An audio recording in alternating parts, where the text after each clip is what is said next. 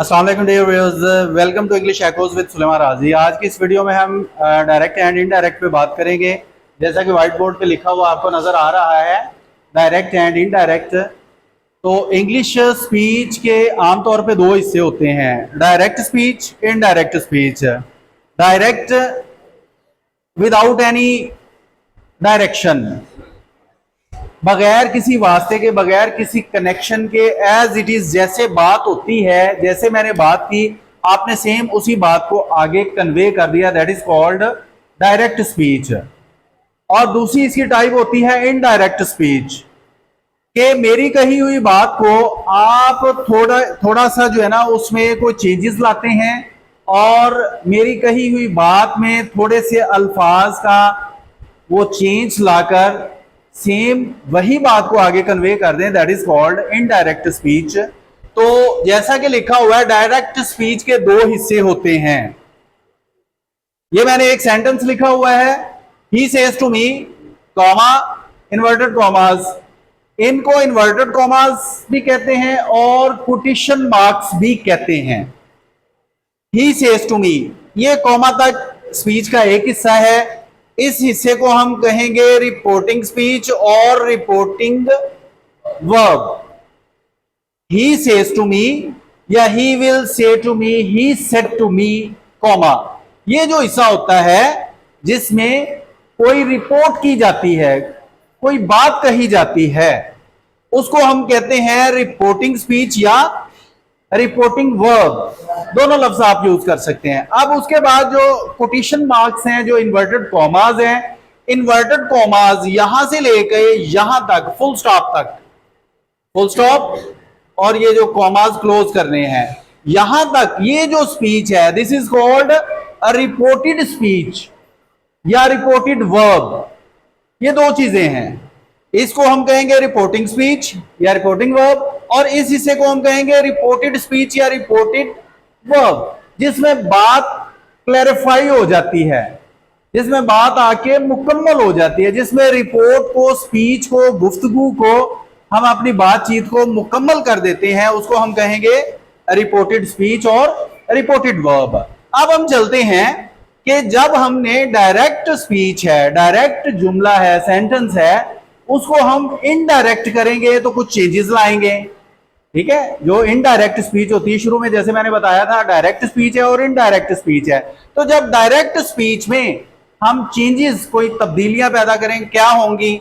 अगर reporting speech में present और फ्यूचर टेंस, प्रेजेंट और फ्यूचर टेंस जमाने का जिक्र हो, तो आपने क्या चेंजेस करनी है? Number one, says to.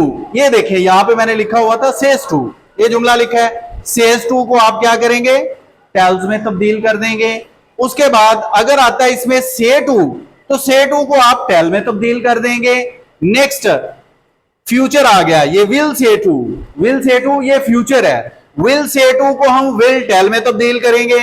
उसके बाद अगर आ जाता है शैल से टू, तो उसको शैल टेल में तब्दील करेंगे। इनडायरेक्ट की ये जो है ना, ये चेंजेस हैं रिपोर्टिंग स्पीच में। उसके बाद आ जाता है ये सिंपल कॉमा और ये जो इन्वर्टेड कॉमास है, और इनको कोटेशन मार्क्स भी कहते हैं। अब ये जो कॉमास है, ये मैंने उर्दू में लिखा हुआ है, ये जो कॉमास है, जितने भी कॉमे हैं, इनको हम खत्म करके इनकी जगह पे लगाएंगे दैट, ये लफ्ज दैट लगाएंगे। ये थी यहां तक की changes, reporting speech plus commas, all the commas, ये सिंपल कॉमा और इन्वर्टेड कॉमास, ये थी यहां तक चेंजेस जो हमने करनी है। ठीक है, उसके बाद हम क्या करेंगे कि हम बढ़ते हैं रिपोर्टेड स्पीच की तरफ और रिपोर्टेड वर्ब। रिपोर्टेड स्पीच और रिपोर्टेड वर्ब, इसमें हम क्या चेंजेस करेंगे? तो इसके लिए हमने ये एक टेबल ड्रॉ किया हुआ है। ये पर्सन्स हैं, ये कुछ वर्ड्स हैं, सब्जेक्ट्स हैं, नाउन्स हैं, किसको किस में चेंज करना है, ये ऑलरेडी ये चीजें आपने की हुई हैं, सिर्फ आपको रिपीट करवाना मकसद है।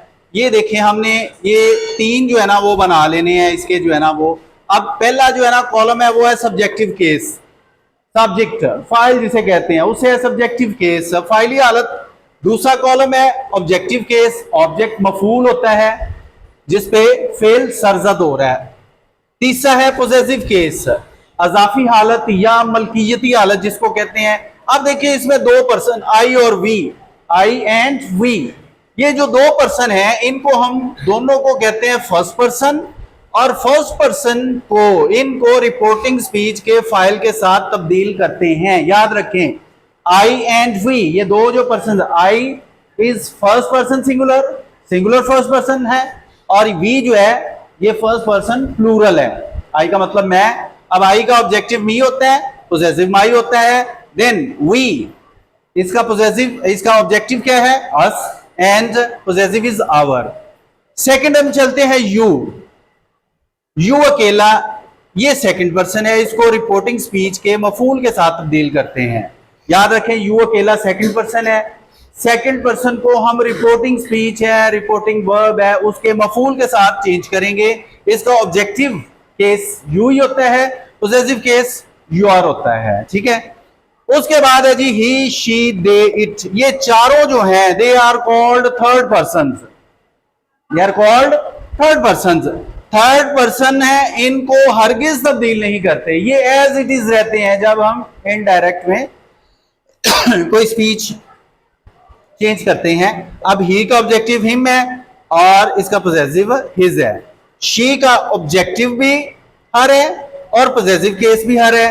देन दे का ऑब्जेक्टिव केस देम और इसका पोजेसिव केस देयर।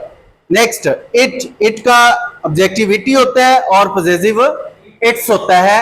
अब हम बात करते थे, ये मैंने शुरू में एक एग्जांपल लिखी हुई थी, he says to me I am going to Lahore today. इस एग्जांपल को देखें, अब इसमें हम सारी चेंजेस फिट करेंगे। अब ही सेज टू मी, मैंने लिखा हुआ है सेज टू को टेल्स में चेंज कर देंगे, ये हमने यहां पे सेज टू को टेल्स में चेंज कर दिया। सेज टू को याद रखें, सेज टू को है, मैंने अकेला सेज नहीं लिखा, सेज टू को टेल्स में चेंज करते हैं। अमेरिकन इंग्लिश में सेज टू को टेल्स में चेंज नहीं किया जाता। अगर आप सेज टू भी रहने देंगे इनडायरेक्ट में, वो गलत नहीं होगा, वो गलत नहीं होगा। अगर आप सेज टू को टेल्स में तब्दील नहीं करते वो नहीं हो, फिर भी गलत नहीं होगा। अब कॉमास खत्म करके यहां पे हमने दैट लगा दिया। अब ये देखें आई, आई कौन सा पर्सन, फर्स्ट पर्सन है, फर्स्ट पर्सन को मैंने लिखा है रिपोर्टिंग स्पीच के फाइल के साथ चेंज करेंगे। फाइल है यहां पे ही, तो आई की जगह पे ही आ गया। अब आई के साथ तो एम आता है, इधर डायरेक्ट स्पीच में आई के साथ एम आता है, इनडायरेक्ट बनाएंगे तो ही के साथ ही आता है। He is going to Lahore today, full stop, आगे कोई चेंज नहीं है। तो ये था आज का हमारा जो पहला टॉपिक है डायरेक्ट एंड इनडायरेक्ट का। उम्मीद है आपको इसकी समझ आई होगी। अगर कोई समझ ना आए, कोई क्वेश्चन हो, तो वो आप पूछ सकते हैं कमेंट सेक्शन में, जो है ना सवाल कर सकते हैं। उम्मीद है वीडियो आपको अच्छी लगी हो। Thanks for watching. अल्लाह हाफिज़।